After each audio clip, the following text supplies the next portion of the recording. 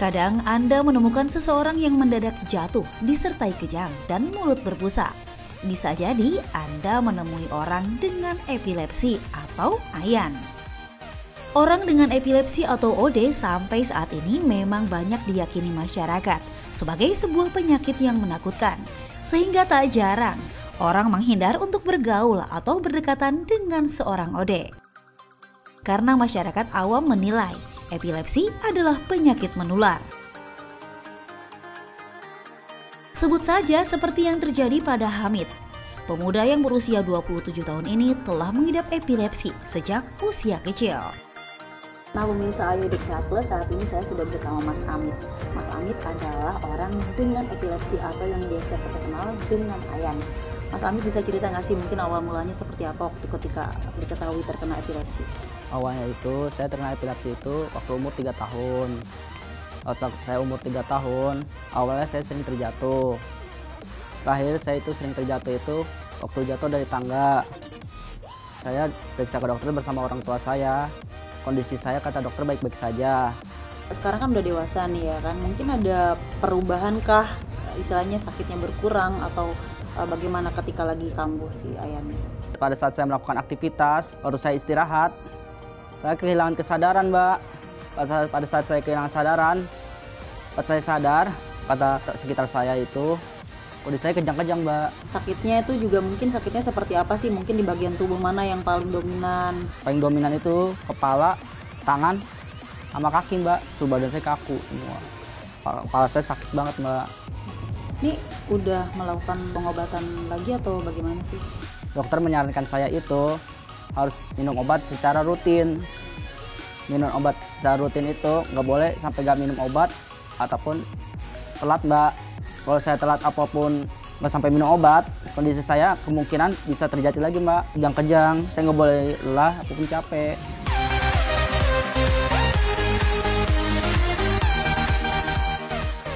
Di tengah aktivitasnya sebagai petugas studio, Hamid tetap berusaha menjaga kondisi dan juga bersikap senormal mungkin.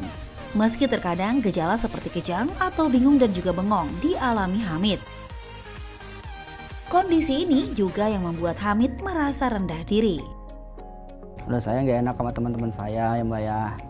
Lihat mereka, lihat kondisi saya itu punya penyakit kejang-kejang gitu, Mbak. Dan mereka prihatin kepada saya, memberi dukungan kepada saya. Harus tetap sabar, harus tetap semangat, Mbak. Pemirsa, kejang atau konvulsi adalah gejala umum yang biasa terjadi pada orang dengan epilepsi. Salah satu gangguan sistem kelistrikan pada saraf otak yang cukup serius ini bahkan terus meningkat. Jumlah penderita ayan di dunia saat ini terhitung sekitar 65 juta orang di dunia atau sekitar 1% dari jumlah populasi penduduk di dunia mengalami epilepsi. Gejala yang oleh bangsa Romawi kuno ini disebut sebagai penyakit keramat karena dikaitkan dengan gangguan kerasukan spiritual. Lalu sebetulnya apa penyebab seseorang mengalami epilepsi? Tiap epilepsi pasti kejang, tapi tidak setiap kejang merupakan epilepsi. Karena untuk epilepsi, kejangnya ini adalah unprovoked atau tidak dicetuskan oleh pencetus. Misalnya, seseorang mengalami kejang karena mengalami demam, itu bukan epilepsi. Tapi apabila orang tersebut tidak demam, tidak ada masalah dengan kesehatannya, tapi kejang berulang dengan pola yang sama lebih dari 24 jam, itu sangat mungkin adalah suatu epilepsi.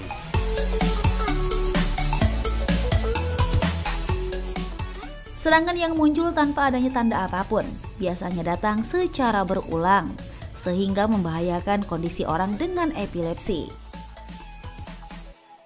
Bahkan tak sedikit di beberapa negara melarang seseorang dengan epilepsi untuk mengemudi, untuk menghindari tingginya angka kecelakaan. Hal ini kemudian menjadi ketakutan tersendiri bagi keluarga dan lingkungan, karena epilepsi adalah penyakit yang sulit disembuhkan. Mitos dan fakta seputar epilepsi pun kemudian banyak muncul dan diyakini masyarakat. Pemirsa, melakukan olahraga di air atau kolam renang memang menjadi salah satu terapi yang cukup baik bagi pemulihan beberapa jenis penyakit. Lalu bagaimana untuk seorang dengan epilepsi? Katanya seorang OD tak boleh berada berdekatan dengan kolam. Nah, itu fakta atau mitos? Itu mitos. Karena sebetulnya penderita epilepsi itu boleh aja di mana aja, boleh dekat kolam atau dimanapun. Yang jadi permasalahan adalah ditakutkan ketika dekat kolam muncul serangan. Dan kalau muncul serangan, pasien tersebut bisa tercebur sehingga bisa terjadi tenggelam.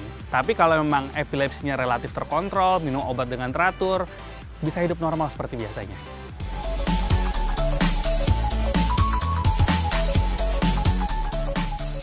Menikah dan memiliki keturunan adalah impian setiap manusia. Namun bagi orang dengan epilepsi tampaknya hal tersebut hanyalah sebatas impian saja. Karena katanya seorang OD tak bisa menikah dan memiliki keturunan. Itu mitos juga, karena orang epilepsi, kembali lagi tadi saya bicarakan, dia bisa hidup normal apabila memang sudah diobati dengan benar, dengan tepat, minum obat teratur, hindari faktor pencetus, maka bisa hidup normal. Penderita epilepsi bisa menikah, bisa punya anak, bahkan mempunyai anak yang sehat dan sangat normal, sangat mungkin.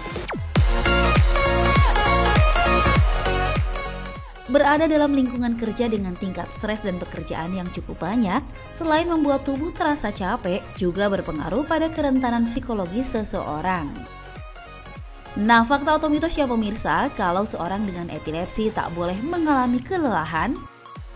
Ini bisa saya anggap sebagai fakta, karena seseorang epilepsi yang mengalami kelelahan cenderung akan meningkatkan metabolismenya sehingga otak akan membutuhkan oksigen lebih besar.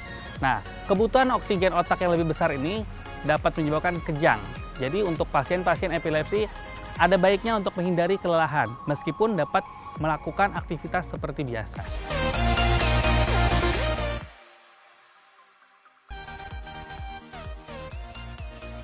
Saat orang dengan epilepsi mengalami kejang, mulutnya mengeluarkan air liur dan membuat kekhawatiran akan penularan penyakit tersebut, sehingga membuat orang takut berdekatan dan menganggap epilepsi bisa tertular melalui air liur.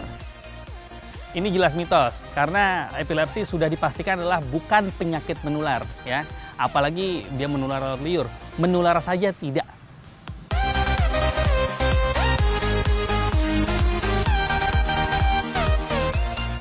Mitosnya bahkan seorang OD juga katanya tak boleh bermain game karena dikhawatirkan efek lampu kedip bisa membuat kejang terjadi. Tapi itu fakta atau mitos ya pemirsa? Ini saya anggap sebagai fakta, karena memang untuk mencetuskan gelombang kejang di otak itu dapat dilakukan dengan lampu kedip atau kita sebut namanya fotik. Yang kedua bisa dilakukan dengan hiperventilasi atau nafas lebih menjadi cepat dan dalam seperti orang ngos-ngosan ya. Nah, apabila orang yang epilepsi ini memang sebaiknya menghindari lampu kedip, misal sirine ya, kemudian lampu kelap-kelip atau bahkan terlalu lama bermain dengan layar handphone atau layar gadget di kondisi yang gelap.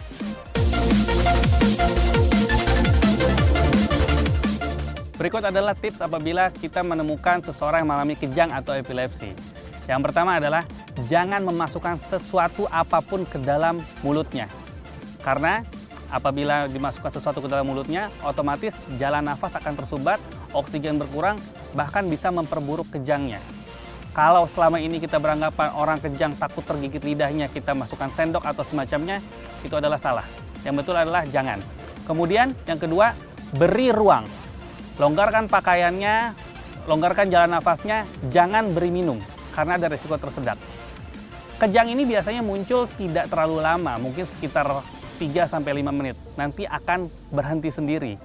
Segera cari pertolongan terdekat dan bawa ke rumah sakit. Untuk yang sudah mengalami epilepsi atau sedang menjalani pengobatan epilepsi, tipsnya adalah selalu konsumsi obat tersebut dengan waktu yang tepat dan frekuensi yang tepat juga. Artinya begini, apabila diminta meminum obat sehari selama 3 kali, bukan hanya frekuensinya 3 kali, tapi jamnya juga harus sama. Pagi jam sekian, siang jam sekian, dan malam jam sekian. Kemudian obatnya harus dikonsumsi terus-menerus sampai diberhentikan oleh dokternya. Jangan pernah menghentikan obat ini sendiri. Karena kenapa? Apabila dihentikan sendiri, justru nanti akan mengulang pengobatan dari awal. Menurut teori, orang yang bebas kejang 2 tahun akan dapat dihentikan obatnya.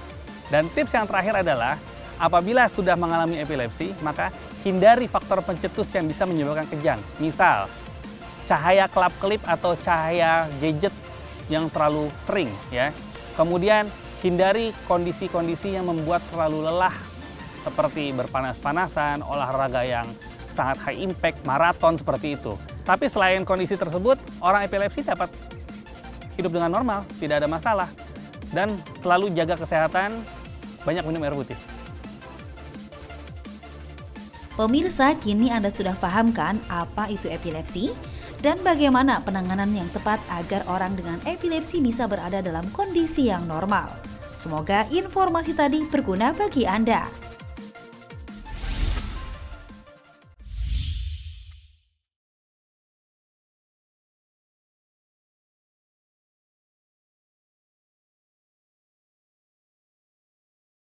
Pemirsa Ayo Hidup Sehat, ternyata tubuh manusia memiliki mekanisme sendiri untuk bisa memperbaiki sel organ secara mandiri. Hal ini dapat terjadi saat tubuh dalam kondisi sakit. Penasaran apa saja bagian tubuh yang bisa memperbaiki sendiri? Berikut ulasannya. Di posisi ke-6 ada sel otak. Sel otak merupakan bagian tubuh manusia paling penting karena bertugas mengatur gerakan, perilaku, dan fungsi pada tubuh. Menurut sebuah penelitian ditemukan bahwa sel otak terutama sel saraf bisa meregenerasi dirinya sendiri setelah cedera. Begitu pula jika pelindung sel otak yang dikenal dengan myelin itu rusak, maka myelin bisa diperbaiki secara alami. Di urutan ke-5 ada sel hati. Kemampuan hati untuk melakukan regenerasi merupakan sebuah proses yang sangat penting. Hal ini terjadi agar dapat pulih dari kerusakan yang ditimbulkan oleh proses detoksifikasi dan imunologis. Karena sel hati memiliki berbagai fungsi seperti menetralkan alkohol dan penyedia tenaga dalam bentuk zat gula. Di urutan ke-4 ada pankreas. Pankreas adalah kelenjar kecil yang terhubung ke hati dan usus kecil. Pankreas memiliki fungsi untuk menghasilkan enzim yang menghancurkan kolesterol, protein, dan lemak dalam usus kecil. Untuk memulihkan organ pankreas, Anda disarankan untuk berpuasa. Sebuah penelitian mengungkapkan bahwa dengan berpuasa akan menghasilkan sel khusus bernama sel beta. Sel beta inilah yang akan mendeteksi kadar gula darah. Di urutan ketiga adalah hormon. Hormon adalah zat yang bergerak dalam aliran darah ke jaringan dan organ. Jika jumlah hormon dalam tubuh berubah, maka akan mempengaruhi fungsi tubuh tertentu. Dengan tidur yang cukup, pertumbuhan hormon akan berkembang menumbuhkan zat-zat baru. Selanjutnya di posisi kedua adalah sel jantung. Sebuah penelitian terbaru mengungkapkan bahwa perkembangan sel kardiomiosit yang membentuk otot jantung memberikan kontribusi untuk pertumbuhan kesehatan hati manusia. Untuk mempercepat prosesnya, pemirsa harus memakan makanan yang mengandung zat neokardiogenik seperti kacang kedelai dan kacang hijau. Di urutan pertama adalah tulang rawan. Salah satu jenis tulang rawan adalah tulang hilain. Hilain berfungsi memelihara pertumbuhan tulang rawan itu sendiri. Meski tidak meregenerasi secara cepat, Anda bisa mengkonsumsi madu dan vitamin B12 untuk bisa meningkatkan perbaikan tulang rawan.